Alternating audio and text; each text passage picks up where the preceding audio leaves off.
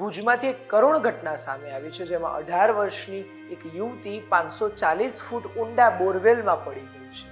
આ ઘટનાએ આખા ભુજ તાલુકાને ચોંકાવી દીધું છે. આ ઘટનાની જાણ થતાં તંત્ર યુવતીને બચાવવા માટે પૂરતા પ્રયત્નો કરી રહ્યું છે અને બીજી તરફ યુવતીના મા બાપ ચોધારા સોરડી રહ્યા છે.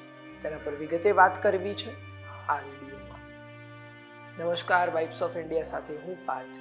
ભુજ તાલુકાના કંઢેરાઈ ગામમાંથી એક ચોંકાવનારી ઘટના સામે આવી છે, જેમાં એક 18 વર્ષની ઇન્દિરા જે તારીખ 6 જાન્યુઆરીના રોજ લગભગ 5:30 થી 6 વાગ્યાની આસપાસ 540 ફૂટ ઊંડા બોરવેલમાં પડી હોવાનું સામે આવ્યું છે.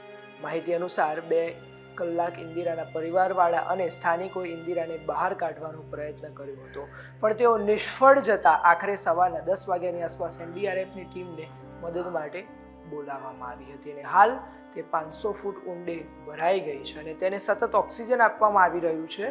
હાલ આ જીવન મરણ વચ્ચે ઝઝૂમી રહેલી દીકરીની હાલત અસહ્ય થઈ પડી છે, જેના પર ઘટના સ્થળ પર હાજર ડેપ્યુટી કલેક્ટર એબી જાદવ શું બોલ્યા, ચાલો સાંભળીએ.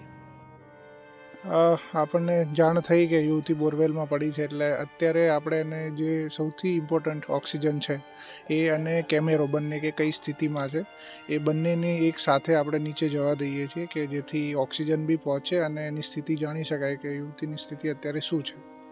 ગાંધીનગરથી કોઈ ટીમની મદદથી? જી, ગાંધીનગરથી એનડીઆરએફની ટીમને આપણે જાણ કરી હતી અને એ લોકો 1 કલાક પહેલાં નીકળી ગયા છે. કઈ રીતે સાહેબ બનાવ સામે આવ્યો છે અને કેટલા ફૂટ ઊંડામાં બોરવેલ છે?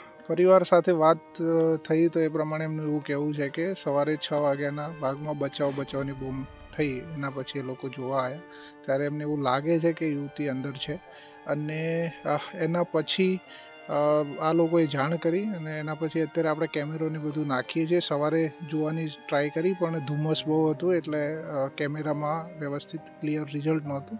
ફરીથી અત્યારે આપણે ટ્રાય કરીએ છીએ ઓક્સિજન સાથે. હાલ આ મુદ્દે યુવતીને બચાવવાની કામગીરી ચાલી રહી છે અને રેસ્ક્યુ ઓપરેશન પણ કરવામાં આવી રહ્યું છે. આ ઘટના વિશે તમારું શું કહેવું છે અમને કોમેન્ટ કરી જરૂરથી જણાવશો અને આવી અવનવી અપડેટ્સ માટે જોતા રહો વાઇબ્સ ઓફ ઇન્ડિયા.